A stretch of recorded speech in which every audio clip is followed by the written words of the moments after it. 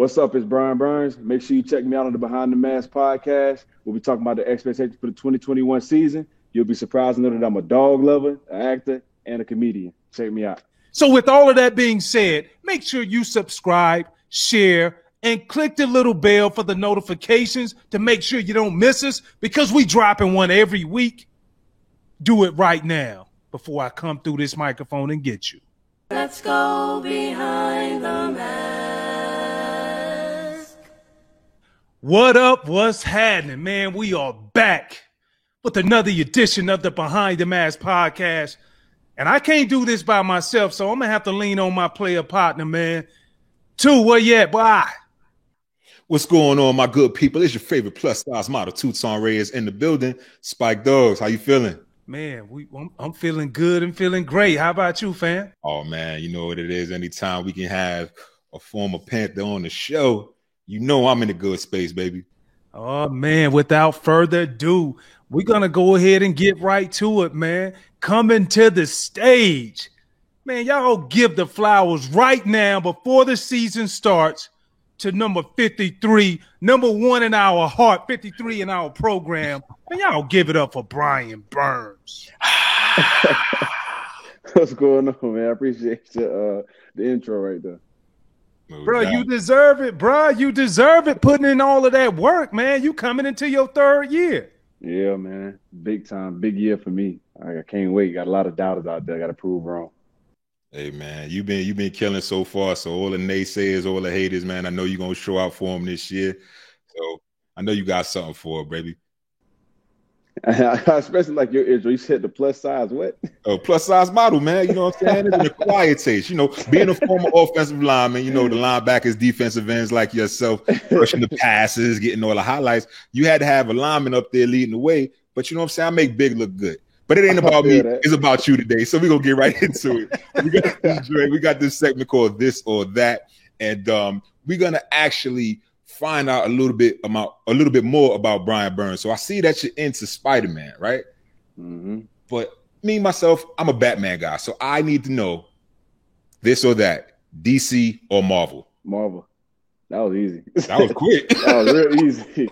That's definitely easy. That's an easy one, dog. You just compare the Justice League movies to the Avenger movies, completely different. Well, rumor has it though, doesn't Spider-Man make appearances on both? Not that I know of. Okay, maybe I'm the rumor then. All right, Pit Bulls or Dobermans? Pits. Why is that?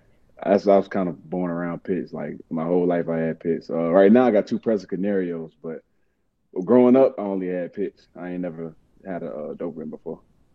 All right, so the Presa Canario, is that the same thing as Cane Corsos or no? They're close. It's a small, slight difference. I would say that the Cane Corso is slightly taller. They slimmer though, but the Presa is more muscular and a little bit more stocky. They weigh more. So I think my Presa right now is about like 150 or 155, something like that. And my girl is about 120, 125, something like that. And a Cane Corso will probably range around that area as a male. So that's different. That's a little bit much for me, man. But here we go. Keep this thing going. Big dog. Right. Literally, right? Yo, so I know you're a man of many talents. You know, so if you had your choice, what would you be? A comedian or actor? Actor. I feel like you can do both. I feel like there's certain comedians that can also act. Like my favorite actor is Will Smith, but that's mainly because he can do both. I like Denzel a lot, but Will Smith can go in all different kind of areas: funny, sad, serious, anything. For sure. All right. On the field, sack fumble or pick six? You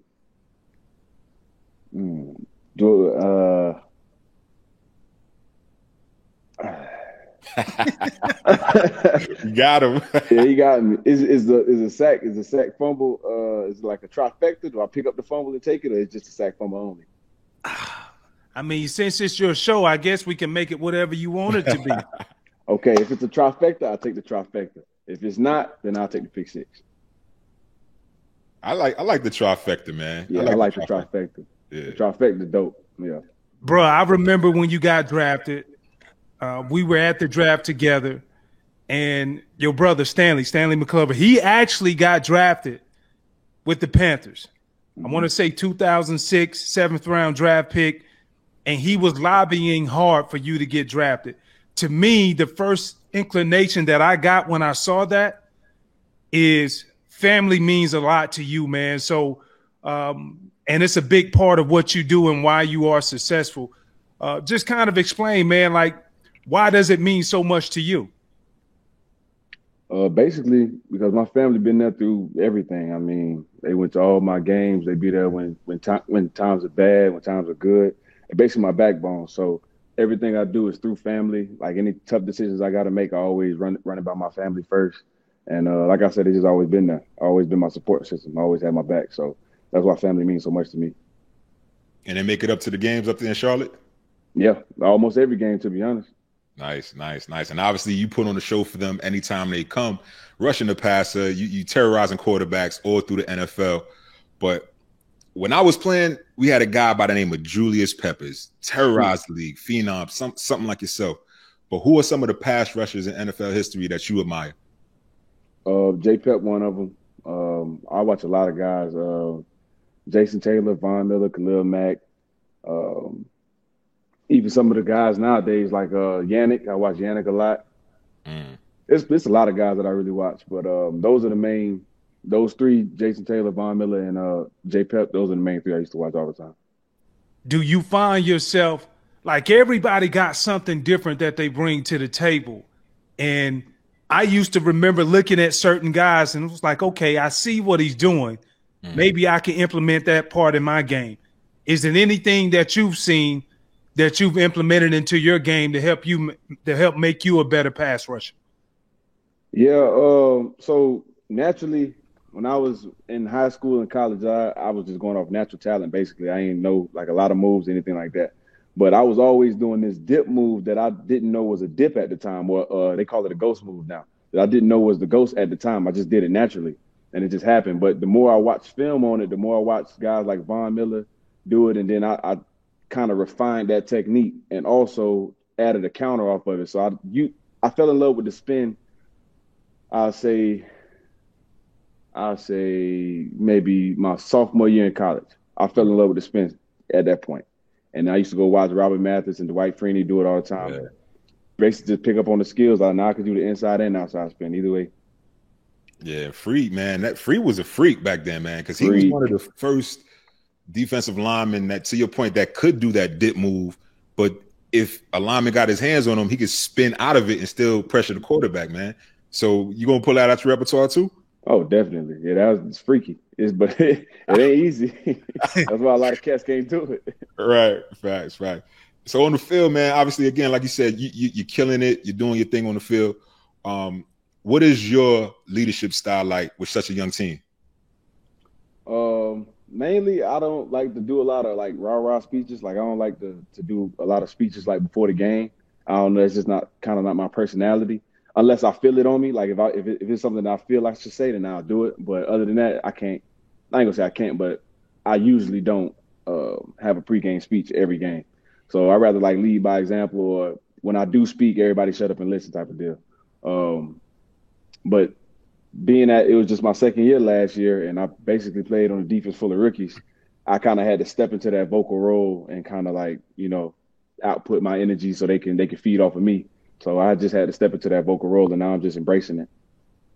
Yeah, and I can feel you on that. I remember when, and this is going back some years ago, when I was drafted to Cincinnati, they did a complete rebuild. And the situation that you're in, a lot of the guys on your team are within the first 5 years, especially on the defensive side. So a lot of all of y'all came in with each other maybe 2 years ahead.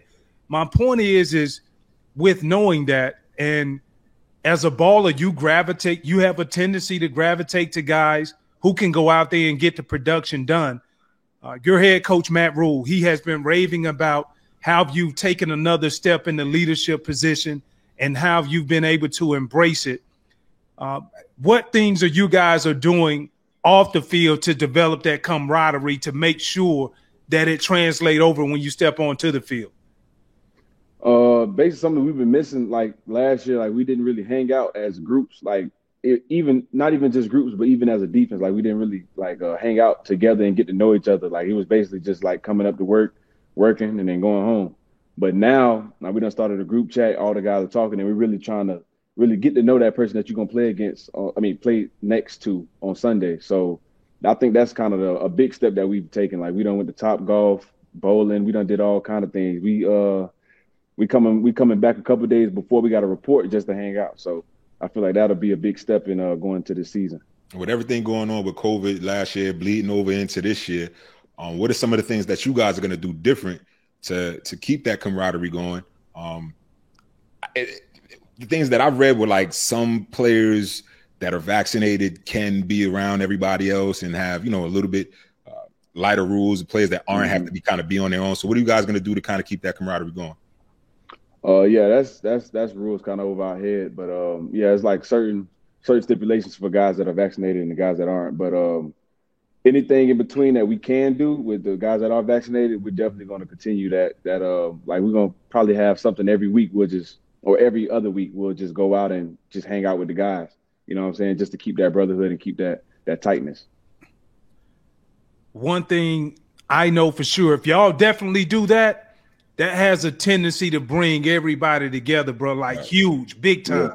It's the little things that people don't see, what you do in private, that usually comes out or displayed in public. We talk about expectations.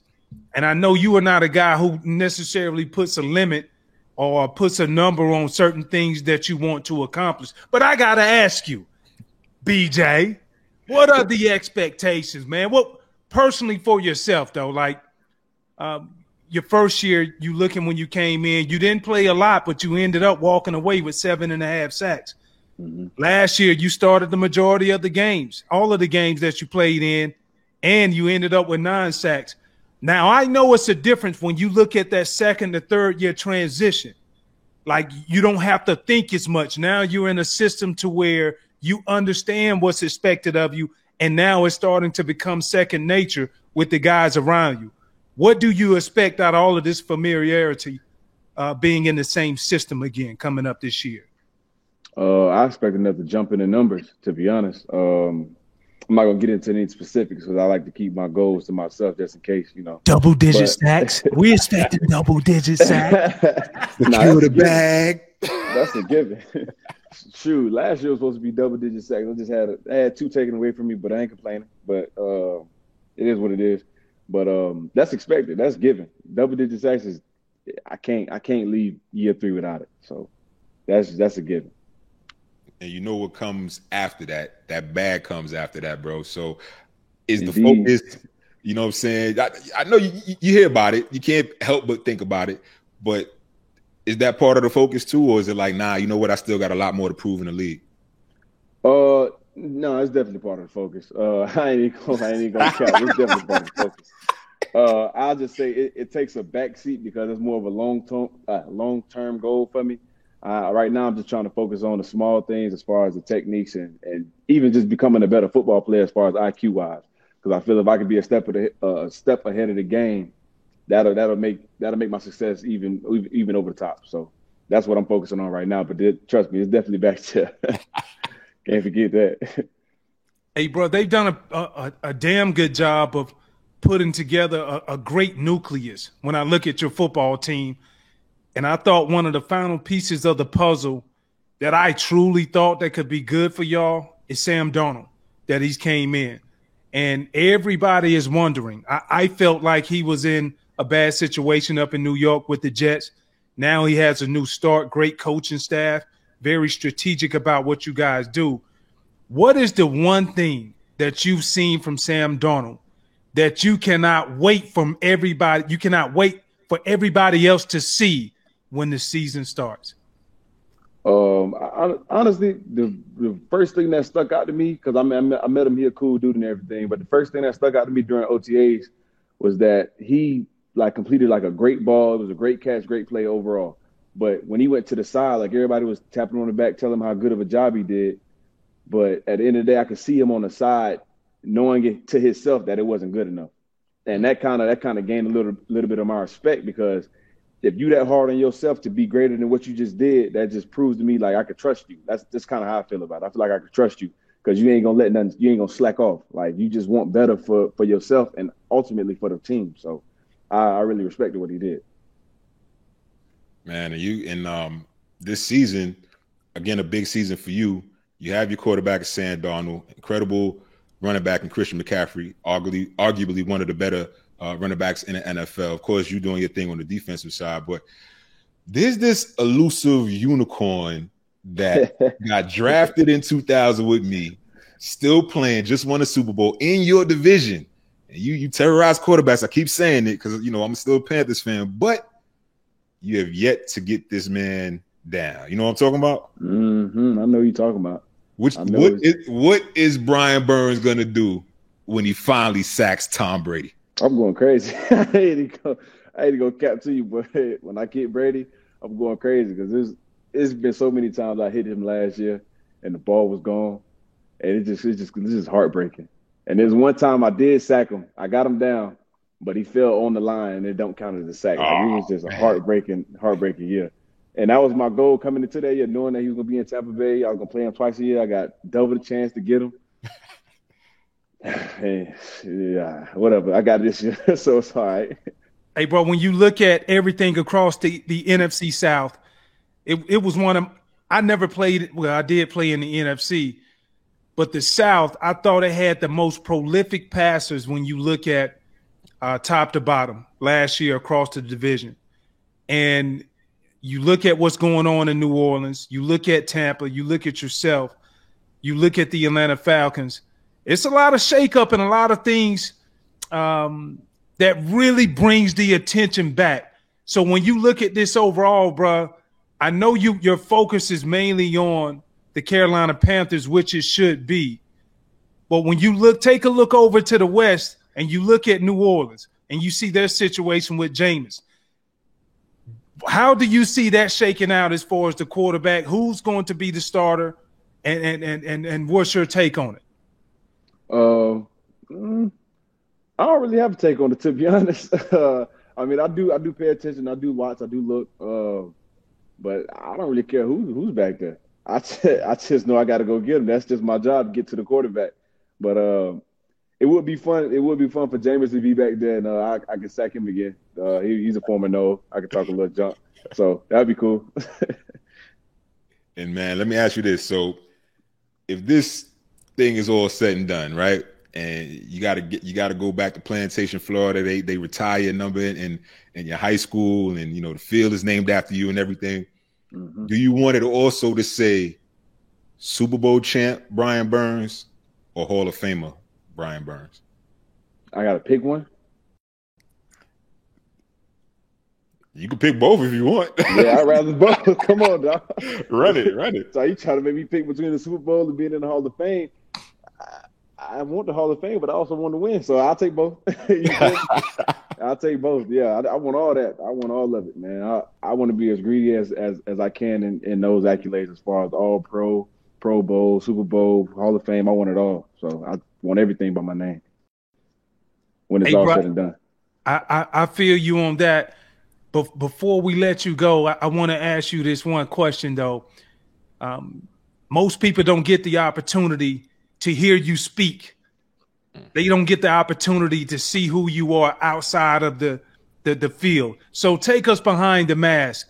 You said it earlier on when we had the this and that questions. So comedian or actor. I personally think you can do both. Now, I saw the impersonation of, it was Martin Lawrence on, what was it too? Blue Street. Yeah, you was holding the piece on your Instagram, bro. I see a future for Brian Burns in Hollywood, bro. I'm just saying. So, like where does all of this personality come from, man? My mom. To be completely honest, I mean, basically it's still from my family. Like, y'all, know my brother. Y'all know my brother. Like, my brother crazy over the top. I'm not as crazy as him, but they just come from my family. Like, I know how to dance from my family. I get all these movie lines and movie roles and ideas from my family. And I got something else coming up this Halloween that's gonna be crazy too. So y'all just stay tuned for that. But I do. Go ahead. I'm sorry. No, I was just saying I do definitely see me in Hollywood after this though. I want to be in the movie bad, like for real. Well, this is what I'm gonna do. Since we're going behind the mask, I'm known for having the best Halloween costumes for about Spike's 10 years running. Spike's I got you for 2 years. I got you 1 year. Spike's got me 1 year when he was the Incredible Hulk. That was great because he had the face paint and all of that. But if you have a party up in Charlotte, we gonna come to the party, and I guarantee you, the plus size model gonna give you a run for your money with the Halloween thing, baby. You know what I'm saying? It's right around my birthday too, so let us know. We gonna pull up on you. I'm sure I like to see that. I don't think you beat me though. Hey, B, man, we appreciate the time, bro. I know you getting ready to jump into camp, go back to practice and do all of that, man, but we appreciate it. We gonna make sure we stay tuned, and we gonna hit you up for the season, man, just to get some notes from you, man. Give you your flowers while you still can smell them. For sure, man. I appreciate it. I had fun.